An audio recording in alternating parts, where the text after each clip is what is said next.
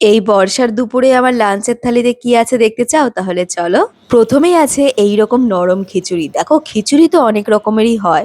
ভুনো খিচুড়ি বা অন্যরকম খিচুড়ি। কিন্তু আমার এই টাইপের খিচুড়ি না জাস্ট অসাধারণ লাগে। আর তার সাথে যদি পুঁইশাকের একটা ঘ্যাট বা লাবড়া হয়, তাহলে তো আর কোনো কথাই নেই।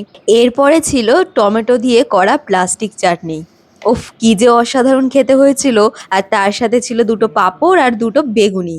এর সাথে শুধু একটু আলুর দম আর পায়েস হলে আর কোনো কথা ছিল না, থালিটা পুরো কমপ্লিট হয়ে যেত। তো চলো প্রথমে বেগুনিটা একটু খেয়ে নিই, কারণ ভাজার পর থেকে মুখে দিতে পারিনি, আফসোস করছিলাম ভীষণ। এতটা মুচমুচে ছিল আর টেস্টটা জাস্ট দারুণ হয়েছিল। এরপরে তো একটু কি খিচুড়ি তো খেতেই হবে, লোভ সামলাতে পারছি না। প্রথমে একটু তরকারিটাকে নিয়ে তারপর একটুখানি নরম নরম খিচুড়িটা নিয়ে সাথে সাথে মুখে দিয়ে ও ও পুরো স্বর্গ। আর এই পুঁই শাকের ডাঁটাটা যে কি ভালো লাগে খেতে।